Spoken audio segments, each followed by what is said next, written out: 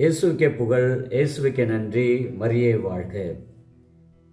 திருக்காட்சியா பொருட்காட்சியா? அன்புமிகு இறை மக்களே, இந்த நாளிலே ஆண்டவர் இயேசு கிறிஸ்துவை 3 ஞானிகள் சந்திக்கின்ற திருக்காட்சி பெருவிழாவை நாம் காண்கின்றோம்.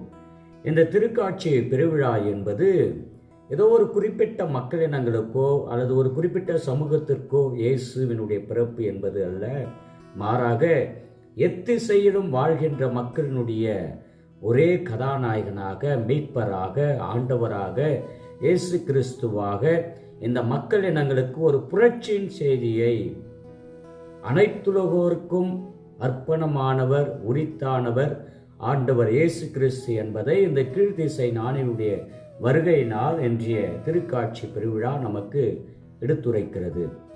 அதைத்தான் இன்றைய முதல் வாசகம் எசையா 60:1-6 எருசலேமே எழு, ஒளி வீசு, உன் ஒளி தோன்றியுள்ளது. அந்த ஒளிதான் ஆண்டவராக இயேசு கிறிஸ்து.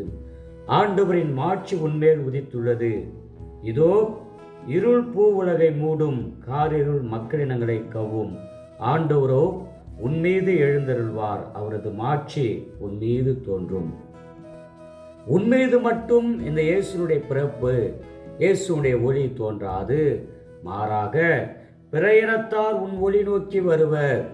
பிற இனத்தவருக்கும் உரியவர்தான் ஆண்டவர் இயேசு கிறிஸ்து. அதைத்தான் இன்றைய பதில் உரைப்பாடல், ஆண்டவரே எல்லா இனத்தவரும் உமக்கு ஊழியம் செய்வார்கள், திருப்பாடல் 72. அந்த உலகின் ஒளியாம் இயேசுனுடைய பிறப்பை அனைவரும் கண்டு அனைவரும் பணி செய்ய வேண்டும். எல்லா இனத்தவரும், எல்லா குணத்தவரும், எந்த ஒரு வேறுபாடும் இல்லாமல். எபேசியர் 3ஆம் அதிகாரம் இன்றைய 2ஆம் வாசகமும் அதைத்தான் மீண்டும் மீண்டும் மைய பொருளாக எடுத்துரைக்கிறது. பிற இனத்தாரும் கிறிஸ்து இயேசுவின் மூலம் உடன் உரிமையாளரும், ஒரே உடலின் உறுப்பினரும், வாக்குறுதியின் உடன் பங்காளிகளும் ஆகியிருக்கிறார்கள் என்பதே அம்மறைப்பொருள். Jesus is for all is the mystery and this is the ministry given to everybody. இயேசு அனைவருக்கும் சொந்தம் என்பது ஒரு மறைபொருள். அதுதான் காட்சி, அதுதான் திருக்காட்சி பெருவிழா நமக்கு உணர்த்துவது. மத்தேயு 2ஆம் அதிகாரம் 1-12 இந்த இயேசுனுடைய திருக்காட்சி பெருவிழாவை அந்த 3 ஞானிகள், கீழ்திசையிலிருந்து வருகின்ற 3 ஞானிகள் ஒரு திருக்காட்சியாக காண்கிறார்கள். அவர்கள் விண்மீன் அந்த இயேசு பிறந்திருக்கின்ற இடத்தை பார்த்ததும், அந்த இயேசுவை அன்னை மரியாள் தன்னுடைய கரத்தில் வைத்திருப்பதை கண்டதும் மற்றற்ற மகிழ்ச்சி அடைகிறார்கள்.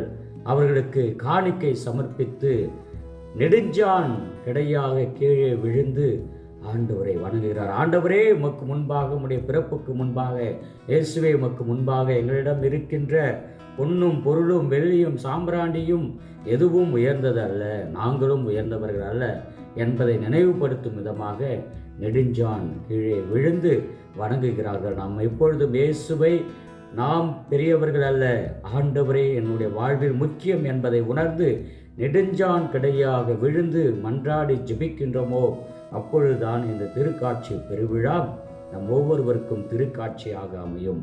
அல்லாவிட்டால் ஏரோது எவ்வாறு இயேசுவை கொல்ல துடித்துடித்துக் கொண்டு இருந்தானோ, அவனுக்கு இது திருக்காட்சி அல்ல, பொருட்காட்சி.